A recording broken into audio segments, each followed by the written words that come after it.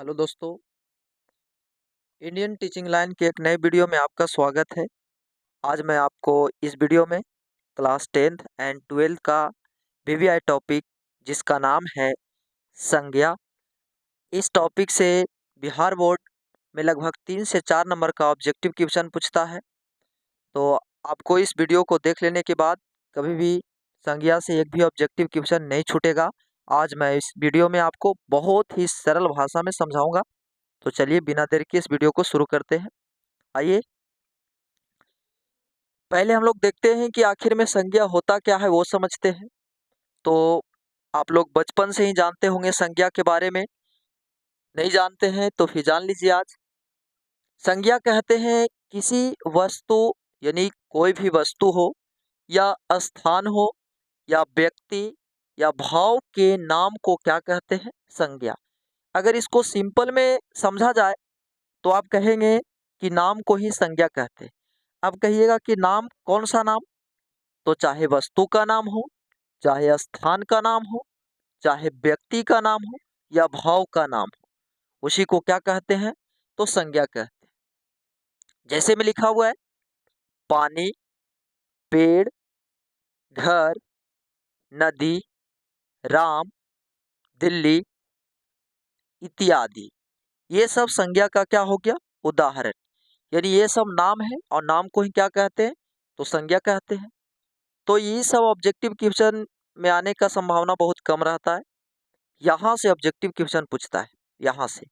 कभी नहीं आपसे पूछा जाएगा कि संज्ञा किसे कहते हैं, नहीं पूछेगा।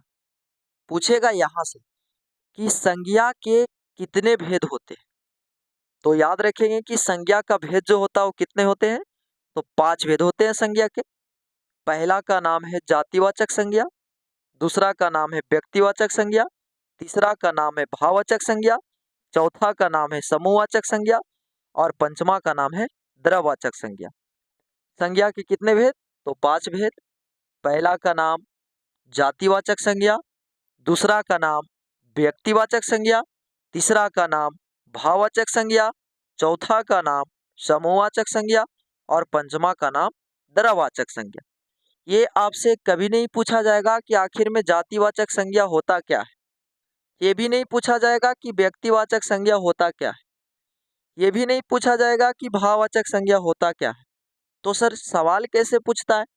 तो सवाल इस प्रकार से पूछेगा, कहेगा निम्नलिखित में कोई सा शब्द दे देगा, नाम दे देगा और कहेगा ये कौन सा संज्ञा है।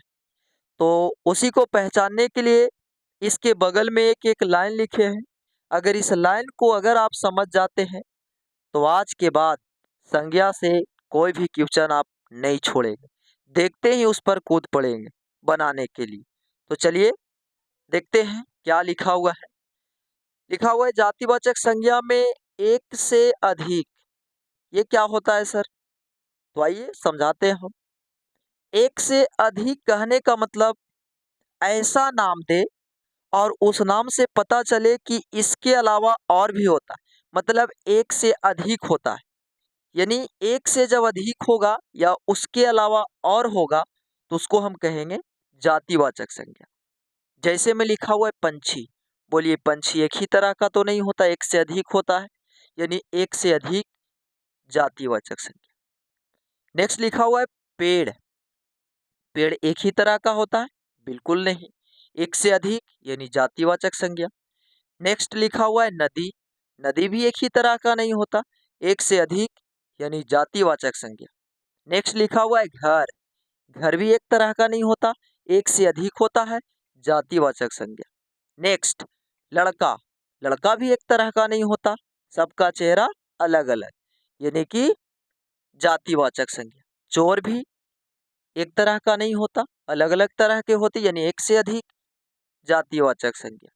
कपड़ा भी अगर आप दुकान में खरीदने के लिए जाते होंगे तो कहते होंगे कि कपड़ा दिखाइए, तो एक से एक कपड़ा दिखाता होगा, यानी एक से अधिक, जातिवाचक संज्ञा। उम्मीद है कि आपको जातिवाचक संज्ञा समझ में आ गया होगा। अब हम लोग समझते हैं व्यक्तिवाचक संज्ञा। व्यक्तिवाचक संज्ञा में लिखे हैं कि केवल और केवल एक होगा। केवल और केवल एक कहने का मतलब सर कि ऐसा नाम देगा, ऐसा नाम देगा कि उस नाम से पता चलेगा कि उसके अलावा और कोई हो ही नहीं सकता। जैसे में सर, जैसे में लिखे राम, बोलिए राम कै गो है? एक। सीता एक। यानी ऐसे ही आपको याद रखना है कि अगर किसी व्यक्ति का नाम दे दे तो उसको हमेशा व्यक्तिवाचक संज्ञा में रखें। जैसे राम हो गया, सीता हो गया। नेक्स्ट लिखा हुआ है दिल्ली, बोलिए दिल्ली कै गो है? तो दिल्ली एक ही है, यानी व्यक्तिवाचक संज्ञा। गंगा बोलिए कै गो? एक। गंगा नदी एक ही है। भारत देश एक ही है, यानी व्यक्तिवाचक संज्ञा। दक्षिण उत्तर दक्षिण पूरब पश्चिम एकागो है, यानी कि व्यक्तिवाचक संज्ञा। दीपावली कितने हैं? दीपावली जो त्योहार है एक ही है, यानी व्यक्तिवाचक संज्ञा होगी। उम्मीद है कि आपको व्यक्तिवाचक भी संज्ञा समझ में आ गया होगा। नेक्स्ट हम लोग चलते हैं भाववाचक संज्ञा में। तो भाववाचक संज्ञा का पहचानने का तरीका में लिखे हैं कि कुछ जुड़ा रहे, यानी सर जो शब्द लिखा रहेगा वो मूल शब्द में कुछ जुड़ा रहेगा, ऐड रहेगा, तो समझ लीजिएगा कि वो भाववाचक संज्ञा। उदाहरण के लिए देखिए, जैसे में लिखे हैं बुढ़ापा, बुढ़ापा में जुटा हुआ है क्या? पा, जुटा हुआ है ना कुछ, ये भाववाचक संज्ञा। नेक्स्ट लिखा हुआ है सच्चाई, इसमें देखिए आई जुटा हुआ है। नेक्स्ट राष्ट्रीय, इसमें देखिए इया जुटा हुआ है, ई या कुछ भी जुड़ा हुआ है, भाववाचक संज्ञा। भारतीय, इसमें भी जुटा हुआ है इया, भाववाचक संज्ञा। नारीत्व, इसमें जुटा हुआ है तवा, भाववाचक संज्ञा। पशुता, इसमें जुटा हुआ है ता, भाववाचक संज्ञा। यानी भाववाचक संज्ञा हम लोग पढ़ लिए। उम्मीद है कि आपको भाववाचक संज्ञा भी समझ में आ गया होगा। नेक्स्ट टॉपिक लिखा हुआ है, नेक्स्ट है जिसका नाम है समूहवाचक संज्ञा। तो समूहवाचक संज्ञा को कैसे पहचानेंगे?